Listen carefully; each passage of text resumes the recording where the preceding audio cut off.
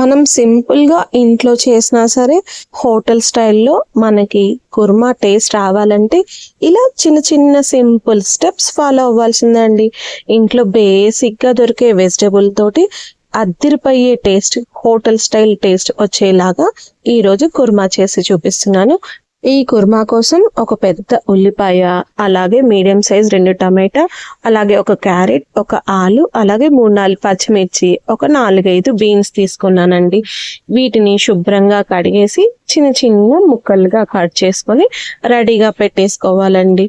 ఇలా ఆనియన్ ని కూడా ఇలా చిన్న చిన్న ముక్కలుగా కట్ చేశాను. పచ్చిమిర్చిని ఇలా కట్ చేసి పెట్టుకున్నానండి. బంగాళదుంపని పైన చెక్కు తీసేసి ఇలా చిన్న చిన్న ముక్కలుగా కట్ చేసి అవి నల్లబడకుండా నీళ్లు పోసి రెడీగా పెట్టేశాను. బీన్స్ అలాగే క్యారెట్ ని కూడా ఇలా చిన్న చిన్నగా కట్ చేశానండి. ఒకవేళ మీకు ఇష్టం ఉంటే ఇదే వెజిటబుల్స్ తో పాటు కొన్ని మీల్ మేకర్ కానీ, అలాగే స్వీట్ కార్న్ కానీ, బఠానీ కానీ ఇలా ఏవైనా వెజిటబుల్స్ తీసేసుకోవచ్చు. ఇప్పుడు కుర్మా కోసం స్టవ్ ఆన్ చేసేసి కుక్కర్ పెట్టేశానండి. ఈ రోజైతే నేను ఈ కుర్మాని కుక్కర్లో చేసేస్తున్నాను, ఈజీగా అయిపోతుందని.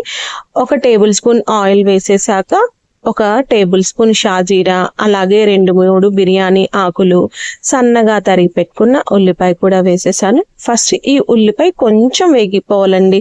తర్వాత ఇందులోకి కట్ చేసి పెట్టుకున్న పచ్చిమిరపకాయలు, కట్ చేసి పెట్టుకున్న క్యారెట్, బీన్స్, ఆలు ముక్కలు అన్ని ఒకదాని తర్వాత ఒకటి వేసేసుకోవాలండి. సోయా అయితే చివరగా వేసుకోవచ్చు, అంటే ముందుగానే మనం నీళ్ళల్లో బాయిల్ చేసి పెట్టుకుంటాం కదండి. నేనైతే ఈరోజు వేయలేదు.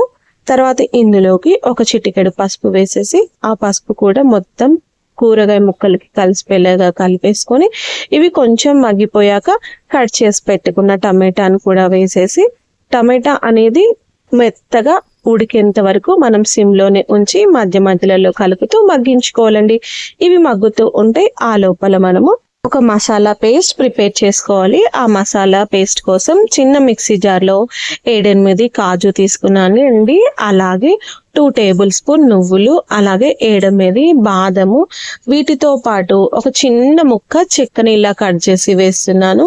ఇక్కడ నేను ఈ కుర్మా కోసం డెసికేటెడ్ కొబ్బరి తీసుకున్నానండి.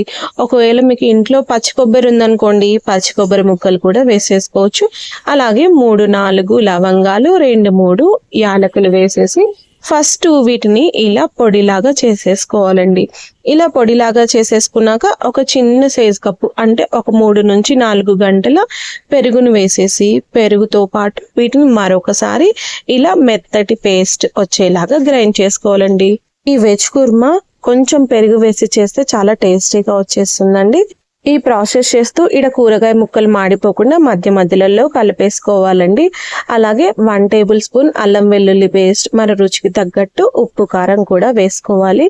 కాస్త పచ్చిదనం తగ్గిపోయేంత వరకు మనం సిమ్లోనే వేయించేసుకోవాలండి. ఇలా ఆయిల్ పైకి తేలేటప్పుడు మనం మిక్సీ పట్టుకున్నాం కదా మసాలా పేస్ట్, ఆ మసాలా పేస్ట్ మొత్తం వేసేసి ఈ మసాలా పేస్ట్ అనేది బాగా ఆయిల్లో ఫ్రై అయ్యేంత వరకు, అంటే మాడు పట్టకుండా మధ్య మధ్యలో కలుపుతూ మనం వేసిన 1 టేబుల్ స్పూన్ ఆయిల్ కూడా పైకి వచ్చేంత వరకు సిమ్లో ఉంచేసి బాగా ఫ్రై చేసుకోవాలండి. ఆయిల్ పైకి తేలిపోయాక ఇప్పుడు నీళ్లు వేసుకోవాలి. నేను కొన్ని మిక్సీ జార్ తొలిపి వేసేస్తున్నాను. దీనితో పాటు ఒక టీ గ్లాస్ వాటర్ వేసేసి ఈ వాటర్ ఈ కన్సిస్టెన్సీ, అంటే ఈ గ్రేవీలో కలిసిపోయేలాగా కలిపేసుకోవాలండి. చివరగా కాస్త కొత్తిమీరను కూడా కట్ చేసి పెట్టుకున్న కొత్తిమీరను కూడా వేసేసి అంతా కలిపి మనం వేసిన ఉప్పు కారం సరిపోయిందో లేదో చెక్ చేసుకోండి. తర్వాత పైన మూత పెట్టేసి 2 విజిల్స్ రానివ్వాలండి. తర్వాత ఆవిరి మొత్తం పోయాక తీసి చూపిస్తున్నాను చూడండి ఎంత మంచి రిచ్ గ్రేవీ కన్సిస్టెన్సీ వచ్చిందో. ఫస్ట్ వేడిగా ఉన్నప్పుడు ఇలా లూజ్గా ఉంటుంది కదండి, చల్లారే కొద్దీ బాగా గట్టి పడిపోతుంది. సో దానికి తగ్గట్టు మనము కుక్కర్లో ఉడికించేటప్పుడు కాస్త నీళ్లు వేసుకుంటే ఆరే కొద్దీ గట్టి పడుతుందండి. ఈ కుర్మా అనేది పూరీలోకి, చపాతీలోకి, మనం ఫ్రైడ్ రైస్ చేసుకుంటుంటాం కదా, ఫ్రైడ్ రైస్ లోకి కూడా చాలా చాలా టేస్టీగా ఉంటుంది.